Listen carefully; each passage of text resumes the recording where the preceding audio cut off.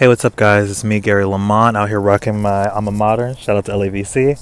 And today I am at the Oxford Track, which is a Berkeley student-ran gardening program. And yeah, I'm just out here doing a little volunteer work. In today's episode, though, we're going to be talking about politics, which, I mean, in today's climate may seem overwhelming. But what I will tell you is stay grounded, stay calm, and we're going to work through these issues. Yeah, I'm going to get back to weeding. I hope you guys enjoy your day and enjoy the podcast. All right, see you guys soon.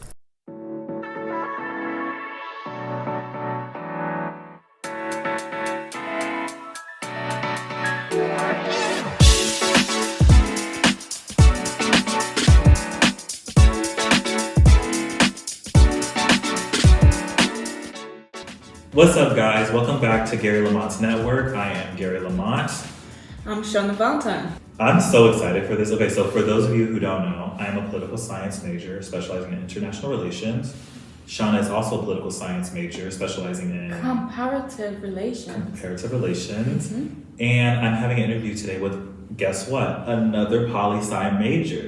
This is like Poly-Sci day. I genuinely love Poly-Sci. Yeah, we should be recognized more. Come on. Dude, every single time I walk around campus, it's always, oh, I'm a business major. I feel like I don't see that many Poly-Sci majors out and about on campus until I'm in lecture hall. And then it's like all the Poly-Sci majors are there. Like everybody's there. Like the only time I feel them is like when we have to enroll in classes. Right. And then like all of a sudden I'm like, what do you mean my class is full? Oh my God. Get me into my class. No, honestly, alhamdulillah that I got all my classes this semester. Oh, same. Because I don't know how. And there was one class, my what's called Middle Eastern, post-colonial. Oh, for your minor. Yes. So that one I wanted to take in my history course, but the history course got full. So I was like, oh. MG. But luckily I found it in the American culture. Oh, yeah. Yes. So I was like, okay, perf. But no, that's so annoying. And I don't know how we're supposed to do this Poli-Sci. So for students at Berkeley, every political scientist has to take political science 3. Oh my gosh, I'm so scared. I'm so scared. Same. And okay. I'm so sorry, but I'm so scared as that class has to be at least 800 students. No, facts. Oh my gosh, imagine the exams. And the class only runs during the fall semester. So it doesn't run during the spring or summer classes. So all of the political scientists have to take Poly 3 in the fall semester. So it's that's disgusting. It's gonna be insane. Oh my gosh, what's the craziest amount of college debt that you've heard someone in? Oh my, I heard someone who had over 100K. Oh my, I'm beating you. Oh my God, how much was yours? I found someone in Berkeley, I think she's a business major, and I was like... Undergrad. Okay. And she's 225 in debt, and I'm like... Girl, what were you doing? Honestly, I wanted to ask her if she's I wanted to ask her if she's a resident. Yeah. Are you studying abroad? No, okay, if she's international, that would make sense. Yeah, but that's crazy. That's insane. 225? That's crazy. K? That's crazy. I would never. That's crazy. No, that's insane. And I mean, unfortunately, American education is a business. But that's way too much. That's way too much. I mean, when I decided to go back to school, I was like, look, I'm not leaving my undergrad with more than 30K in debt. And I feel even that's kind of a lot. Yeah, but you could work it off. For sure. But when it gets to the hundreds, it's for what? And we're not even at grad school. Honestly, I'm scared. That would be scary. If I hit over 100K in undergrad, I'll be peeing my pants. I'm excited to sit down and talk to Renee for that reason. Because I would love to see her views on the economy and American financial sector compared to other sectors, because she's an international relations specialty as well, and she has some global experience. So I'm excited to be in a few of your classes. Yeah, we only have one class so far. Yeah, but like you guys are going to major. Sure. Yeah. For sure. We'll see each other. But okay, let's dive into that interview. Yeah, let's Learn some more from Renee. Bye. Hi, how are you? Hello, I'm good. How are you? I'm doing good. Please let the people know, what is your name? My name is Renee Job. Yes. And what is your major? I'm majoring in political science, and my concentration is in international relations, and I also have a minor in public policy. What drew you towards political science? Political science, I think being in high school, and especially during COVID and during the whole Black Lives Matter protest, there was just so many issues that I saw like not being addressed, also climate change, just so many things. Yeah. And I just felt like so kind of just powerless, like a lot of Gen Z. And I had to overcome that, and political science kind of gave you the tools and the means to figure out ways that we could actually fix those issues. But what drew you to international relations specifically? Oh, that's a good question. I actually, on a whim, decided to study abroad. I went to France. And I'm so jealous. Yeah, it was really nice. I went to Lyon. It was not Paris, but I had a really, really great time there. I also noticed that they did things so differently. I think that's kind of the point of going and studying abroad, is to like immerse yourself in a completely different culture. For sure. And of course, you know, France is not perfect. Like I think their like government is like on the verge of, I don't even know, like collapse at this point. It's so funny that you say that, because like I was reading something about their immigration as of recently, and it's so funny because you think like France is a super liberal like state because like they've, you know, been around for centuries, but it's literally the complete opposite. Like even like some of the stuff I was reading during the 1800s and like early 1900s with Haiti and their rebellion and how they like got their freedom. But then France didn't didn't fully give them freedom. It was kind of like, oh yeah, you're free under these stipulations that you pay us back billions of dollars over centuries, you know?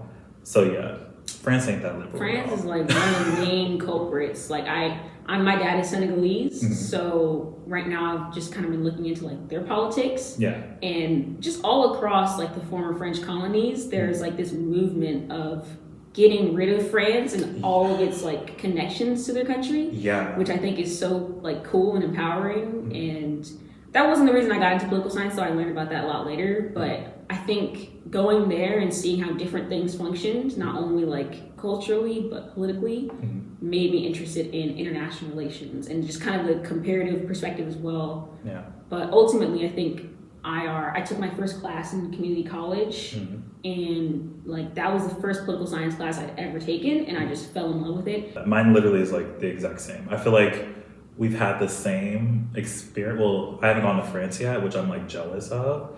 I mean, you're missing, I mean, it's a beautiful country, but in some aspects, you're not missing too much. No, I get that. But yeah, the same things kind of like drew me to it too. Like I was like, I know America has a lot of issues that we need to solve politically, but I feel like now with globalization and everything that's like taking place, our issues are now kind of the world's issues. I mean, it has always been the world issue. So like, I don't know, I just felt like international relations would be more of a better way to influence change for people who look like me across all diasporas. So yeah, definitely, I agree. What does Poly-Sci mean to you? Sorry, what does political science mean to you? I'm trying to stop saying Poly-Sci because like I feel like it's so unserious, you know? Yeah. No, the first time I heard it, I had no idea what it meant. Same. And I was like, oh, is that like computer science? Like, what is that? Right. I thought it was a college, to be honest. Yeah. I was like, oh, Poly-Sci, like Poly-Lamont. Like Cal Poly. Right. Yeah. So like, so political science. Political science. What does it mean to you being a political scientist?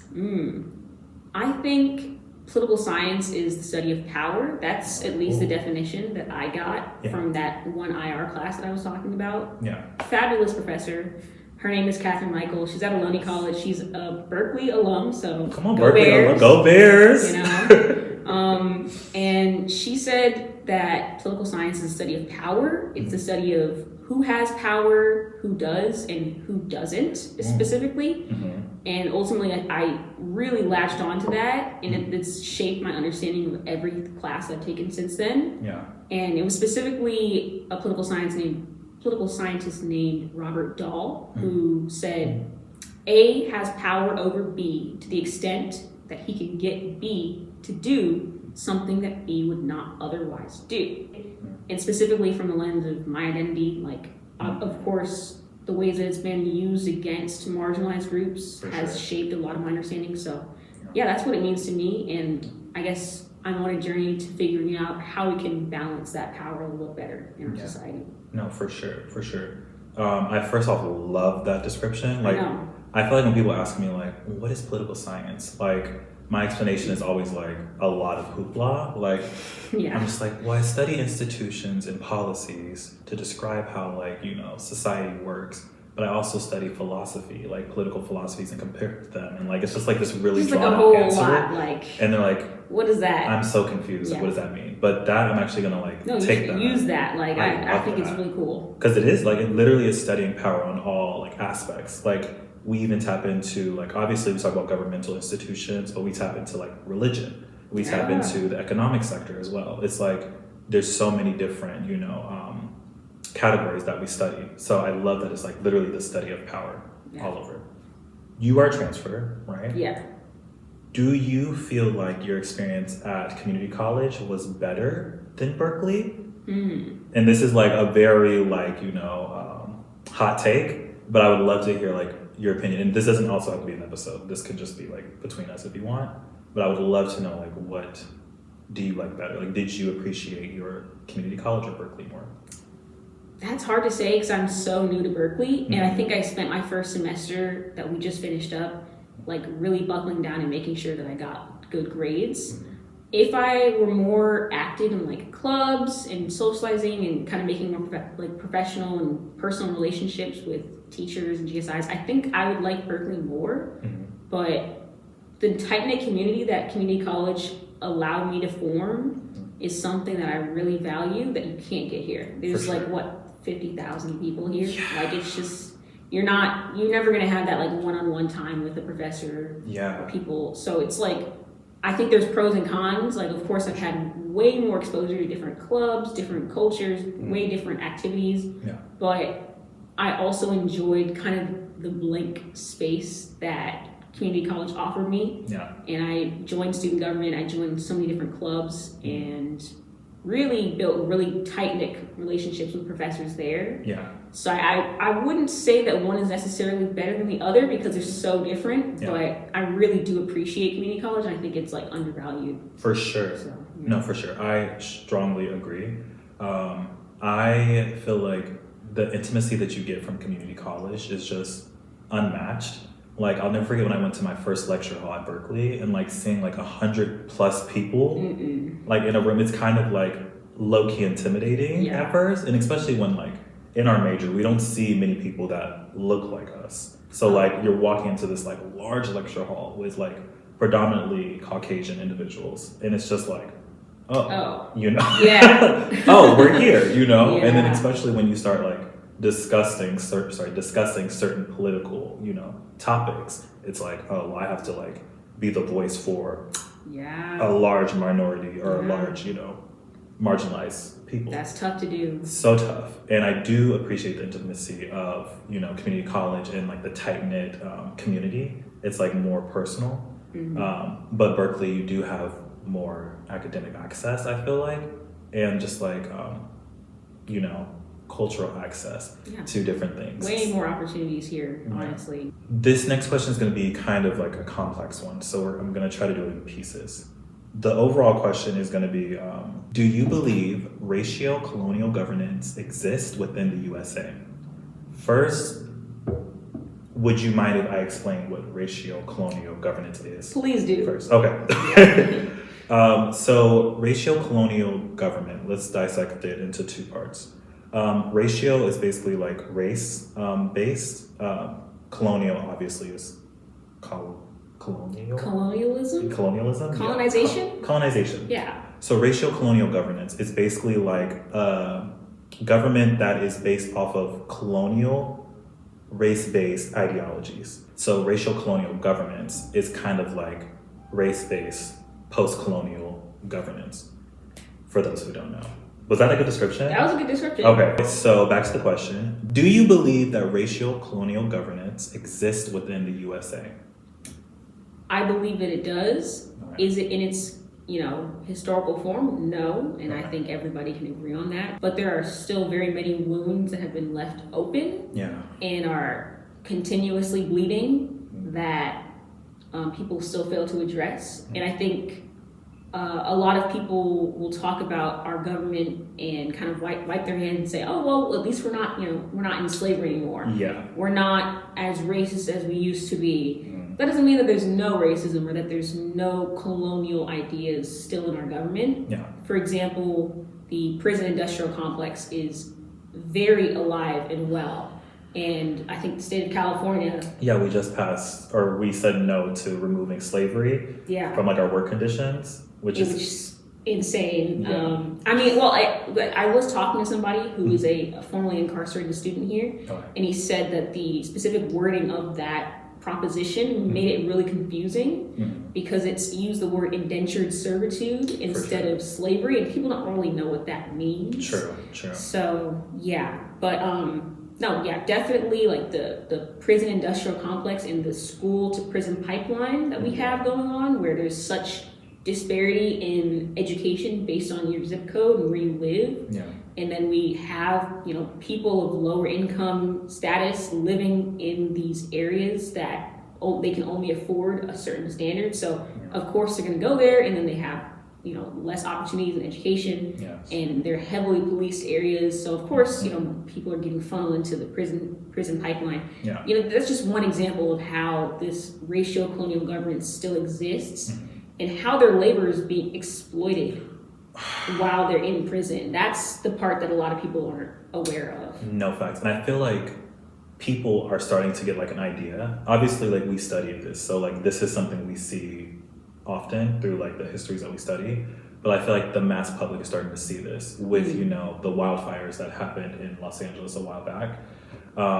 You saw like a lot of posts of people saying like, these firefighters are, in prison individuals working for $10 an hour. Sorry, not even an hour. $10 a day. Or $10 a day? It was $10 a day. And they're like risking their lives to like stop these burning buildings and like saving people. Wow. And like it's literally an exploitation of their labor.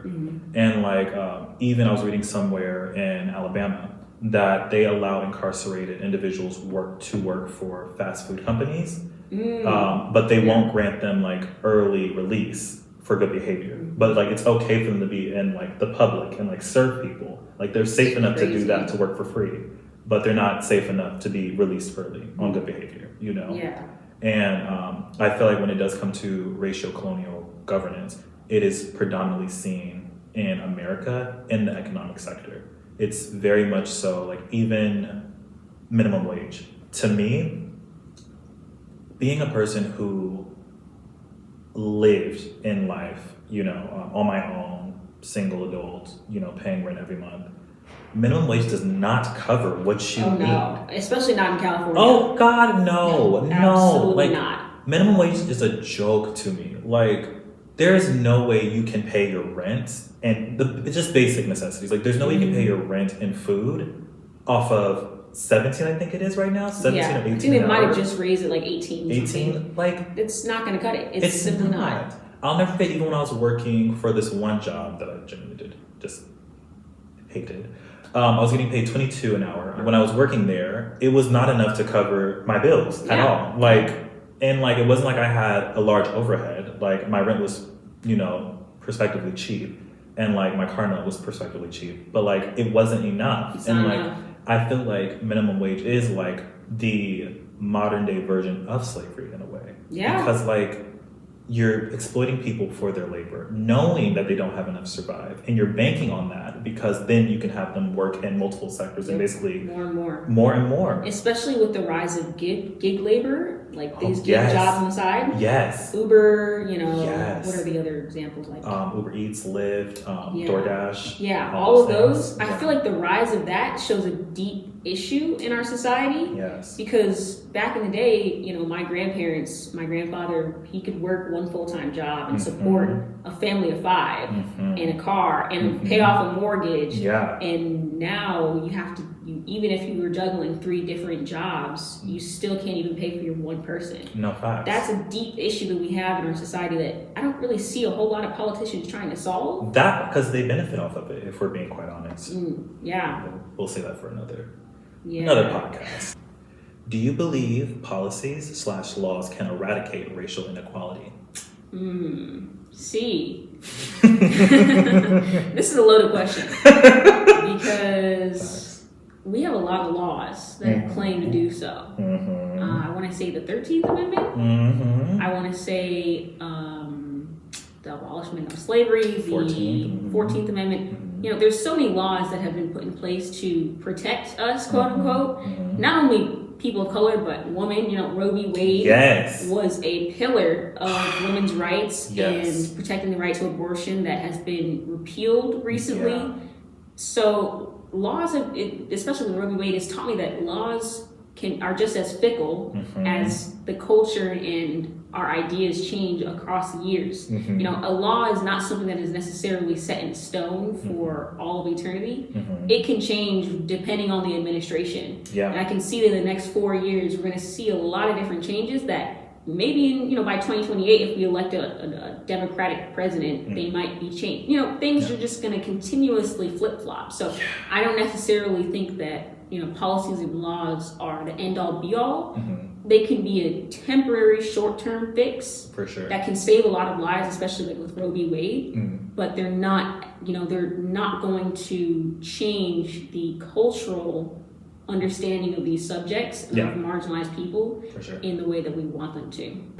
So I agree with everything you just said, specifically when you're talking about the judicial aspect or the judicial branch of lawmaking. It is very kind of up to interpretation of the current, administration or the current Supreme Court justices holding office.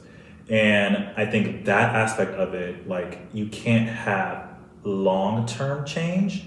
But when you talk about congressional lawmaking, it's although that has more longevity because it's runs through Congress, the way Congress is set up, it's kind of impossible to have any policies that affect, the minority. Or that benefit the minority in this country, because just the way Congress is set up with the filibuster and how they do gerrymandering in specific, majority Black, brown, and other regions of this country. It's yes, it is possible to have policy, change the inequality through racism in this country, but the way it's set up, it's damn near impossible because if we were in a perfect democracy where we didn't have gerrymandering, we didn't have laws in place to make it difficult for marginalized people to implement the laws that they need, then yes, I would say laws can have an impact. I wouldn't say they could eradicate inequality, but I could say that it would have some impact. But the way that it's set up now, it's just we're kind of fighting up this uphill battle that is centuries further ahead of us than we even know, to the point where it is kind of difficult to imagine sweeping legislation getting passed in favor of marginalized people. Okay, so we talk about ratio. I have a question that kind of piggybacks off of that. Do you think there is a class-based discrimination within this country? Regardless of race, class? Oh yeah, 100%. I think that there is a very strong class-based discrimination that people are unaware of. A lot of people are unaware of because we're so focused on these racial and gender and other issues that are, of course, very, very relevant, very, very important. For sure. That are impacting people in ways that should be addressed and should be spoken about, but dominate our public consciousness to the point where we aren't realizing we all have a common enemy here. Yes. And yes. it's that corporate class. It's the powers that be that are controlling the elitists. The government. They're controlling business, they're controlling education, they're controlling healthcare. Luigi Mangione. They're controlling everything. So I would definitely say that there is a very strong class-based discrimination. We're all affected by it. Yeah. But we're so focused on other things that it's difficult to get past all the noise and alert people to that. For sure. I strongly concur. Like, I agree with you 110%. I could literally talk to you forever. I genuinely love Poly-Sci majors, and like I'm being so biased right now, only because like we see each other. Yeah. You know what I mean? Yeah. And like we know enough where we can have actual constructive conversations that, you know, hold substance. But we have to wrap this up soon. But there's one game I want to play with you before you go. Okay. It's called Who Said That? Okay? So I'm going to read some quotes from famous political figures. And I'm going to give you 2 names, and you're going to guess which one said that quote. Okay. I appreciate that you're giving me the names ahead of time, because I'm not very good with this. First quote. They're eating the cats. They're eating the dogs. Donald J. Trump or JFK? Donald J. Trump, unfortunately. Iconic line. Yeah, Okay. that makes sense. I did not have sexual relations with that woman. Was it Bill Clinton or Richard Nixon? Richard Nixon. Okay. That was Bill Clinton. It was? It was with the Okay. Monica Lewinsky and all that. Okay. Yeah. Yeah. Okay, that's fair. Okay, so curiosity is the lust of the mind. Was that Thomas Hobbes or Nicola Machiavelli? I want to say Hobbes. You're right. I'm It was right? Thomas Hobbes. Okay, cool. Yes, it was Thomas Yeah, Hobbes. let's go. So history is people's memory, and without a memory, man is demoted to the lower animal. Malcolm X or Ronald Reagan? Oh. I want to say Malcolm X. Yeah. Yes, Malcolm X. That was it. Sounds very woke. Right. Okay, last one. I don't say women's rights. I say the constitutional principles of the equal citizenship structure of men and women. Ruth Bader Ginsburg or Hillary Clinton? I feel like it's Ruth Bader Ginsburg, because she's like the judge, so she would know the Constitution. Yeah. Yeah. And you're right. It was Ruth Bader Ginsburg. Okay, cool. Let's go. Yes! So, what was that, 4 out of 5? That was 4 out of 5. Okay. Hell yeah! Do you have any last words you want to say to the people? Thank you for watching. If you made it all the way to the end, I really appreciate it. And if you are a Black student in high school, go to college. Go to college. Go to college. Okay? All right. Thank you. Bye. If you liked today's episode, make sure to like, subscribe, and share.